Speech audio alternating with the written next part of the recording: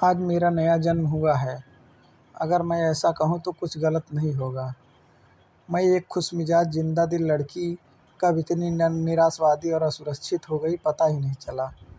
मैंने तो उसे हमेशा प्यार किया था और अपने रिश्ते को संभालने की पूरी कोशिश की। पर अब लगता है कि मैं रिश्ता संभाल नहीं रही थी, बल्कि अपने आप को बेवकूफ़ बना रही थी। रिश्ता तो कभी था ही नहीं, प्यार तो कभी था ही नहीं। जो कुछ भी था बस स्वार्थ था। उसका स्वार्थ जो मुझे ऐसा घाव दे गया जिसके निशान मेरे मन और शरीर पर दोनों पर रहेंगे, हमेशा हमेशा के लिए। अभी मैंने स्नातक किया ही था कि मेरी शादी की बात चलने लगी। रिश्ते की एक मौसी ने मेरे लिए इतना अच्छा रिश्ता भेजा कि माता पिता मना कर ही न सके। वह मुझे देखने आया तो मुझे दिल में डर के साथ साथ एक गुदगुदी भी हुई। हमें कुछ देर एक दूसरे के साथ बिताने के लिए छोड़ दिया गया। रवि, हाय कैसी हो? मैं जी अच्छी हूँ, आप कैसे हैं? रवि, कुछ देर पहले तक तो ठीक था, पर लगता है अब दीवाना हो चुका हूँ। न चाहते हुए भी मुझे हंसी आ गई। मैं खुद को रोक न सकी। रवि, कितनी सुंदर हंसी है तुम्हारी। कॉलेज के लड़के तो इस पर हंसी पर जान दे देते होंगे। मुझे क्या पता, मैंने कंधे उचकाकर कहा। रवि, उफ़ ये सादगी, मैं तो फिदा हो गया। लड़के वाले शादी के लिए तैयार थे। हमारे परिवार को भी रिश्ता मंजूर था, इसलिए आनन फानन में 1 महीने के भीतर ही मैं ससुराल पहुंच गई। दिन भर की थकान से कब सो गई पता ही नहीं चला। रात में रवि ने झकझोर कर उठाया। रवि, आज हमारी सुहाग रात है और तुम सो रही हो क्या? अपने कॉलेज के बॉयफ्रेंड से बिछुड़ने का गम खाए जा रहा है? चिंता मत करो, मैं तुम्हें उससे भी ज़्यादा प्यार करूँगा। उसने हंसकर कहा, पर यह मजाक मुझे भेद गया। मैंने कहा, न मेरी कोई बॉयफ्रेंड है। मैंने गुस्से से कहा। रवि, इम्पॉसिबल। आजकल तो बदसूरत से बदसूरत लड़की का चक्कर चल रहा है, फिर तुम कैसे बच गई? तुम तो एजुकेशनल कॉलेज में पढ़ी हो ही नहीं सकता कि तुम्हारी किसी लड़के से दोस्ती न रही हो। कोई बात नहीं, पति और पत्नी के बीच कोई भेद नहीं रहना चाहिए। मेरी भी कुछ गर्लफ्रेंड थी, मैं तुम्हें उनके बारे में बताता हूँ और तुम मुझे अपने बॉयफ्रेंड के विषय में बताओ, ताकि कभी मेरी गर्लफ्रेंड मुझे या तुम्हारा बॉयफ्रेंड तुम्हें ब्लैकमेल न कर सके। मैं आप पर बार बार वही बात दोहरा रहे हैं। मैंने कहा, न मेरा कोई बॉयफ्रेंड नहीं। रवि, अच्छा बाबा सॉरी, तुम सती सावित्री हो, पर मैं तो सत्यवान नहीं। मेरी गर्लफ्रेंड थी, पर अब मैं वादा करता हूँ कि मेरी ज़िंदगी में तुम्हारे बाद कोई नहीं आएगा। उसने मुझे गले लगा लिया और कुछ प्यार भरी बातें की, जिससे मेरा गुस्सा जाता रहा। शादी के 1 महीने के बाद मैं पति के साथ दिल्ली शिफ्ट हो गई। शुरू शुरू में इस तरह के ताने सुनकर लगता कि ये सामान्य बात है। शायद सभी पति अपने पत्नी के पुराने आशिकों को लेकर इनसिक्योर होते हैं। पर फिर धीरे धीरे, रवि, तुम उसी समय छत पर कपड़े सुखाने क्यों जाती हो जब सामने वाली बिल्डिंग में रहने वाला लड़का पढ़ाई करने छत पर जाता है? मैं रवि, वो सुबह से शाम तक छत पर ही टहल टहल कर पढ़ता है। उसके एग्ज़ाम चल रहे हैं और वो मुझसे 5 साल छोटा है। रवि, तो तुम्हें उसकी उम्र भी पता है, यानी कि तुम मोहल्ले वालों से बात करती हो मेरे मना करने के बावजूद, और तुम्हें तो छोटे लड़के ही पसंद हैं, है ना? मैं क्यों, तुम्हें ऐसा क्यों लगता है? रवि, जाने दो, मेरा मुंह मत खुलवाओ। नहीं, प्लीज़ मुंह खोल दो अपना, मैं भी तो सुनूं। आखिर तुमने ऐसा क्या देख लिया कि जिससे तुम्हारे दिमाग में ये बात घर कर गई? रवि, तुम्हारे मायके में भी तो आता है एक संतोष, वो मेरे छोटे भाई की तरह है। मैं उसे ट्यूशन पढ़ाती थी। रवि बोला, ज़रूर, ऐसे मुँह बोलो, भाई बहन बहुत देखे हैं मैंने। उसने मुझे छिड़क कर कहा। बात आगे न बढ़ाने के उद्देश्य से मैं हमेशा चुप हो जाती और शायद मेरी चुप्पी ही उसे मेरी स्वीकृति लगती थी। मुझे समझ में नहीं आता था कि मैं उसे यकीन दिलाने के लिए क्या करूं। मैं अपने घर जाती तो वहाँ से भी मुझे कठपुतली की तरह नचाता। कहाँ हो? मैं घर पर। आवाज़ तो गाड़ियों की आ रही है। क्या तुम कहीं घूमने निकली हो? अपने आशिकों से मिलने गई होगी। मेरा घर सड़क के किनारे है। यहाँ गाड़ियों की आवाज़ नहीं तो क्या सुनाई देगा।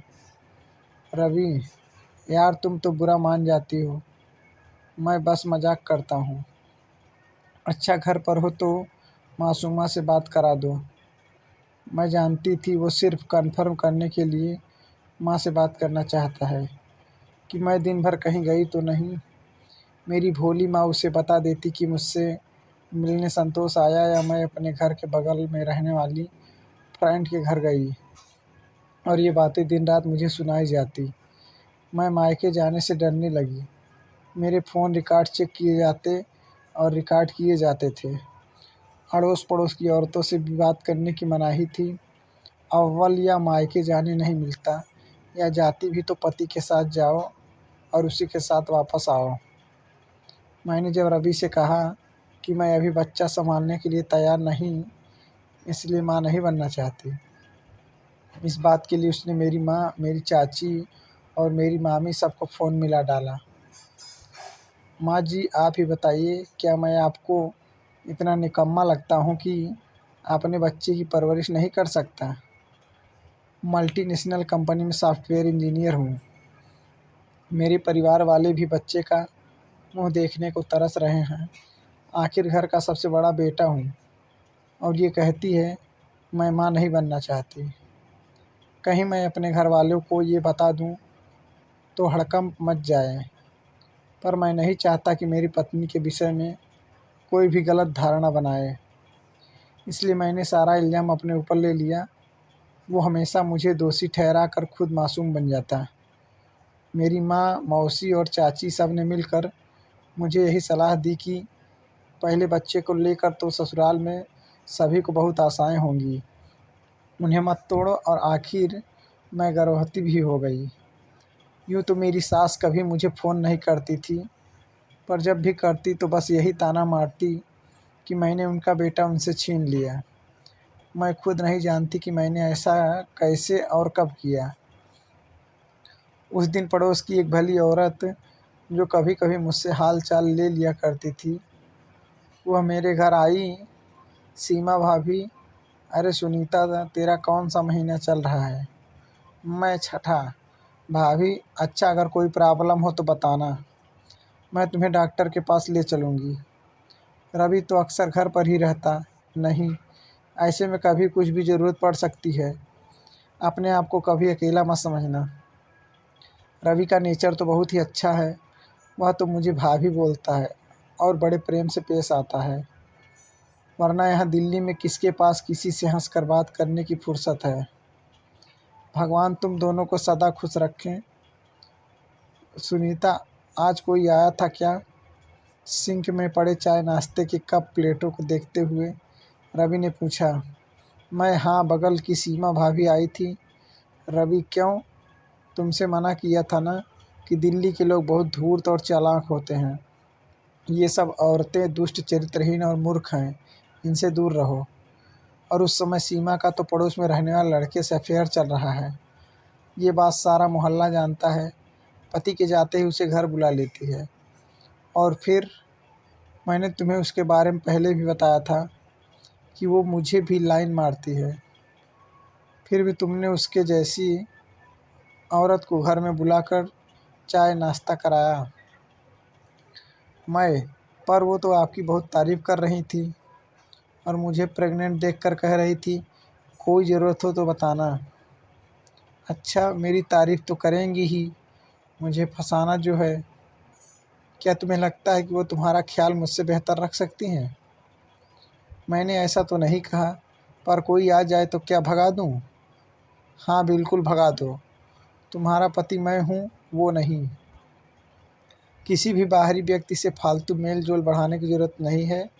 यहाँ की औरतें सब शराबी और बदचलन हैं, और मैं नहीं चाहता हूँ कि मेरी भोली भाली पत्नी भी उनके रंग में रंग जाए।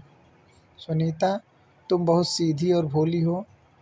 तुम्हें मैं दुनिया की बुराइयों से बचाना चाहता हूँ, इसलिए थोड़ी सख्ती बरतता हूँ। कोई बात नहीं, पर आज के बाद वो औरत आए तो बाहर से उसे हालचाल देकर कोई बहाना बनाकर बाहर से ही भगा देना। ये कहकर उसने मेरे चेहरे को अपने दोनों हाथों में लिया और मेरे माथे पर चुम्बन दिया। जब मैं तर्क देती तो वो मुझे इसी तरह निरस्त कर देता था। मुझे समझ में नहीं आता था कि मैं ऐसा क्या करूं कि वो नाराज़ न हो, दुखी न हो और परेशान न हो। मेरी माँ भी मुझे फ़ोन करती तो मैं भी गिनी चुनी बात करके फ़ोन जल्दी से जल्दी रख देती। सीमा भाभी को भी मैंने बाहर से ही टकटकाना शुरू कर दिया था। आखिरकार उन्होंने भी हार मान ली और मेरे घर आना छोड़ दिया। मेरा 8वां महीना चल रहा था जब एक दिन घर की डोर बेल बजी। ये रवि के आने का समय नहीं था। दिल धड़क गया कि कौन होगा, कहीं सीमा भाभी तो नहीं। दरवाज़ा खोलते ही एक जान पहचान चेहरा दिखा, पर कुछ याद नहीं आया कि ये कौन है। अरे सुनीता, मैं छाया, तेरे बचपन की फ्रेंड भूल गई या मेरा नया रूप देखकर कंफ्यूज हो गई? उसने उसी चीन परिचित अंदाज में मटक कर कहा। छाया मेरे बचपन की सहेली थी। हम एक ही स्कूल, एक ही कॉलेज में पढ़े थे। हमारे घर भी आस-पास ही थे। हमारा बचपन और किशोरावस्था एक दूसरे के घरों में ही बीता है। उसे देखकर उसे गले लगाने की तेज़ इच्छा हुई, पर औपचारिक मुस्कान देखकर मैंने डरते हुए उसके भीतर आने के लिए रास्ता दिया। छाया, वाह यार, घर तो बहुत बढ़िया है। तेरा पति खूब कमाता होगा, वरना दिल्ली शहर में अपना घर होना कोई छोटी बात तो नहीं। मैं और कैसी है? तू बैठ, मैं चाय लेकर आती हूँ। मैं जल्दी से जल्दी उसे टरकाना चाहती थी। छाया, क्या यार, क्या? अब हम इतने दूर हो गए कि तू मुझे मेहमानों की तरह चाय नाश्ता कराएगी? मैं खुद बना लूँगी, तू तो यहाँ बैठ मेरे पास। छाया ने मुझे खींचा और सोफे पर पसर गई। वो मुझे अपने दिल्ली शिफ्ट होने की कहानी सुना रही थी, पर मेरा ध्यान कहीं और ही था। छाया, सुनीता, क्या बात है? छाया ने मेरा उड़ा हुआ रंग देखकर कहा।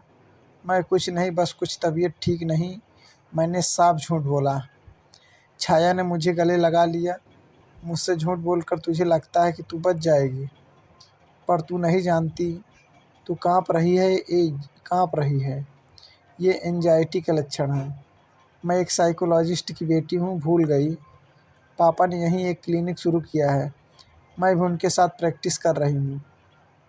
मैं पहले भी तेरे दिल में झांक सकती थी, तुझे पढ़ने के लिए। मुझे पीएचडी करने की ज़रूरत नहीं। मेरा रोका हुआ बाँध टूट गया और मैंने बेध्यानी में उसे सब कुछ बता दिया। छाया, ये लोग परजीवी की तरह होते हैं जो दूसरों का खून चूस कर जीते हैं। हैरी पॉटर याद है ना? हम दोनों साथ ही देखने गए थे। उसमें डेमेंटर्स या दमपिशाच की तरह ये लोग भी जब तक हमारे आसपास रहते हैं, हमारी सारी खुशियाँ चूसते रहते हैं और बस दुख भरी यादें ही हमारे पास रह जाती हैं। पर दमपिशाच जब आपके आसपास न हो तो आप बेहतर फील करते हैं, जबकि नार्सिसिस्ट तुमसे दूर रहकर भी तुम्हारी खुशियाँ चूस कर सकते हैं। तेरी माँ को कुछ शक था, इसलिए जब हम लोग यहाँ शिफ्ट हुए तो उन्होंने तेरा पता मुझे दिया और कहा कि मैं तुझसे कभी कभी मिल आया करूँ। अभी तेरा बच्चा इस दुनिया में आया भी नहीं है, अभी भी समय है। क्या तू इसे इस माहौल में जन्म देगी? मैंने ऐसे लोगों को करीब से देखा है। एक बार बच्चा हो गया तो इस जाल से निकलना और भी मुश्किल होगा। जब कभी तू इनसे दूर जाना चाहेगी, तब समाज में दूसरी औरतें तुझे यकीन दिलाएंगी कि बेटा अपने बच्चों का मुँह देख कर जी। जब तेरे बच्चे बड़े होंगे तब तेरे अच्छे दिन आ जाएंगे, पर यकीन मान, तो इंतज़ार करती रह जाएगी और अच्छे दिन कभी नहीं आएंगे। ये लोग बच्चों में उनकी माँ के प्रति भी जहर भर देते हैं। निर्णय लेने का सही समय है, कम से कम तू अपने बच्चे की नज़रों में तो नहीं गिरेगी। मैं तो क्या करूं? मैं फट पड़ी। छाया, कड़े फैसले लेने होंगे। तू अपने पति की पत्नी नहीं बल्कि उसका भोजन है। वह वैम्पायर की तरह तेरे खून पर जी रहा है। तुझे खुद को मजबूत करना होगा और उससे पीछा छुड़ाना होगा। तुझे अपनी ज़िंदगी जीने का पूरा हक है। अपने लिए नहीं तो अपने बच्चे के लिए इस नर्क से निकलना होगा। हम सब तेरे साथ हैं। तू मेरे घर चल। मैं तुझे अपने पापा के क्लीनिक में जॉब दिला दूंगी। वो तुझे धमकियाँ देगा, डराएगा, बुरा भला कहेगा, पर वो खुद बहुत कमज़ोर है। यकीन मान, तेरा डर ही उसे ताकत दे रहा है, वरना वह किसी खरगोश को भी नहीं मार सकता। छाया ने बहुत देर तक मुझे नार्सिसिस्ट की कहानियाँ सुनाई और मुझे अपने पति से तलाक लेकर नया जीवन शुरू करने का सुझाव दिया। मैं उसी समय अपना सामान बांध कर वहाँ से चली गई। उसके बाद शुरू हुआ मेरे और मेरे परिवार के लिए भयंकर त्रासदी का दौर। वो दिन भर मेरे घर वालों को और मुझे धमकियाँ देता। इस बीच मैं एक बच्ची की माँ भी बन गई। मैंने उसका फ़ोन ब्लॉक पर लगाया, पर छाया ने हटवा दिया, यह कह कर कि उसकी धमकियाँ कोर्ट में उसके खिलाफ़ काम आएंगी। रवि, मैं तेरे जैसी छिनाल और उसकी नाजायज़ औलाद को एक फूटी कौड़ी नहीं दूंगा। मैं नौकरी छोड़कर सन्यासी हो जाऊंगा, न कमाऊंगा न काम करूंगा। फिर तू कैसे मुझसे कन्फेशन ले सकेगी? मुझे कंपनसेशन नहीं चाहिए। मैं म्यूचुअल सेपरेशन के लिए तैयार हूँ। बस तुम मेरा पीछा छोड़ दो। मैं अपनी बच्ची खुद पाल लूँगी। तू और तेरी बेटी दोनों छिनाल करके पेट पालेंगी। तू नहीं जानती समाज में अकेली औरत की क्या दुर्गत होती है। तेरी बेटी को भी लोग हमेशा बुरी नज़र से ही देखेंगे और बड़े होते होते वो भी तेरी तरह छिनाल बन चुकी होगी। अभी भी वक्त है। लौट आओ सुनीता। मैं तुमसे बहुत प्यार करता हूँ। मैंने कभी भी तुम पर हाथ नहीं उठाया, वरना कई पति अपनी पत्नियों के साथ कैसी बर्बरता करते हैं। हो सकता है मैंने कभी कभी तुमसे सख्ती बरती हो, पर मैं माफ़ी मांगता हूँ और तुम्हारे साथ नई शुरुआत करना चाहता हूँ। वो मेरी भी बच्ची है, उसे अपने पिता का प्यार मिलना ही चाहिए। मैं उसे राजकुमारी की तरह रखूँगा। वो अचानक गर्म और अचानक नरम हो जाता, ऐसे रोने लगता कि पत्थर भी पिघल जाए, पर मैं नहीं पिघली। मैं अभी कुछ देर पहले ही तुमने उसे नाजायज़ पुकारा था। इतना सुनते ही वो अपनी लैंग्वेज पर उतर आया। उसे मेरी न बर्दाश्त नहीं होती। रवि चीखता रहा और मैंने फ़ोन एक तरफ रख दिया। फ़ोन मैं नहीं काटती थी, क्योंकि छाया के अनुसार उसकी धमकियाँ कोर्ट में हमारे फेवर में काम आएंगी। आज तलाक के पेपर हाथ में लेकर मैं बता नहीं सकती मैं कितना हल्का महसूस कर रही हूँ। यह एक नई शुरुआत है और नई मैं। अगर यह कहानी आपको अच्छी लगी हो तो शेयर ज़रूर करें और लाइक और कमेंट करना ना भूलें। Thank you.